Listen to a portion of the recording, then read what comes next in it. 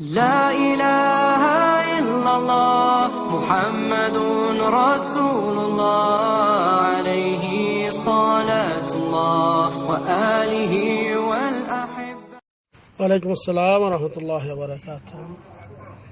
Iraq থেকে জুবায়ের ভাই জানতে চেয়েছেন, মহিলাদের সাদা স্রাব যদি ভাঙে তাহলে কি তাদের সালাত বা অন্য ইবাদত করতে পারবে কি পারবে না?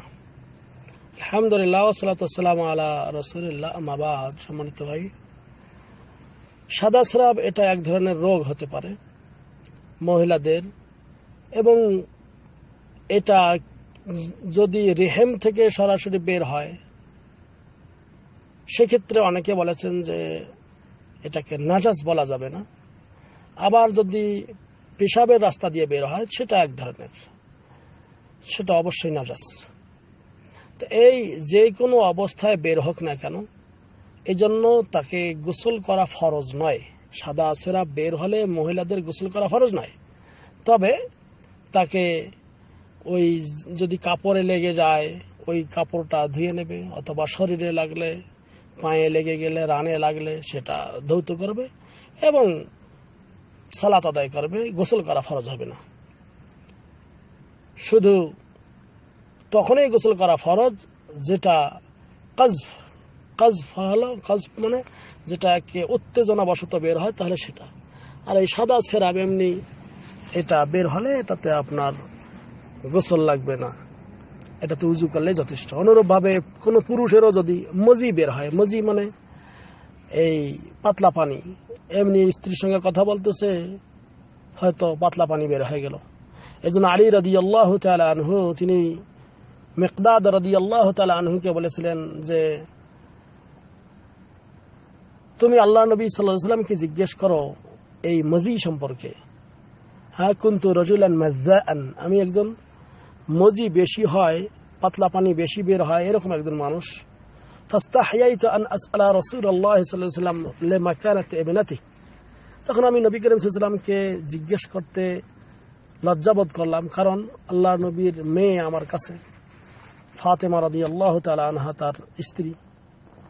তো এই জন্য আমি মিকদাদ রাদিয়াল্লাহু তাআলা আনহুকে বললাম যে তুমি আল্লাহর নবীকে এ বিষয়ে প্রশ্ন করো। তিনি তখন তাকে জিজ্ঞেস করলেন, আল্লাহ নবী সাল্লাল্লাহু আলাইহি ওয়াসাল্লাম বললেন যে এটাতে তার গোসল ফরজ নয়, এটাতে তার লজ্জাস্থান ধৌত করে নিয়েই সালাত আদায় করলে সালাত হয়ে যাবে। তো অনুরূপ ভাবে নারীদের ক্ষেত্রেও একই কথা, তাদের সাদা স্রাব যদি বের হয় তাহলে এটা ধৌত করে নিয়েই নামাজ পড়তে পারবে।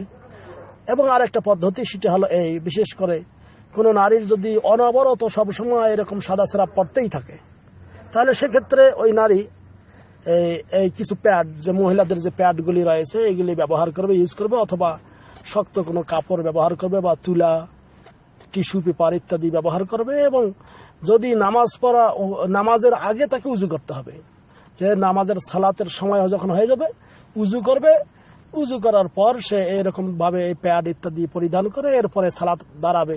সালাত পড়া অবস্থায় তার যদি এরকম এগুলো বের হয়ে যায় তাতে নামাজের কোনো ক্ষতি হবে না, কারণ তখন এই নারী হবে ওই সমস্ত নারীদের মতো যারা মুস্তাহাজা, অর্থাৎ তার হুকুম হবে মুস্তাহাজার হুকুম, অর্থাৎ তার এটা রোগ, আর রোগের কারণে, হ্যাঁ, অথবা কারো যদি বাউল সালাসেল যেটাকে বলা হয়, যে সর্বদাই যদি কোনো পুরুষের পেশাব পড়তেই থাকে, তারও এই অবস্থা হতে পারে। আশা করি ক্লিয়ার হয়েছে। এটাই হলো কোরআন এবং সুন্নাহ মোতাবেক কথা। এবং এভাবেই ওই সাদা স্রাব বের হলে শুধু ওইটা ধৌত করে বা কাপড়ে লাগলে এটা পরিষ্কার করে এরপরে সালাত আদায় করবে, গোসল করা ফরজ নয়। হাযা ওয়াল্লাহু আ'লাম বিসওয়াব ওয়া সাল্লাল্লাহু আলা নবিয়িনা মুহাম্মদ ওয়াসসালামু আলাইকুম ওয়া রাহমাতুল্লাহি ওয়া বারাকাতুহু।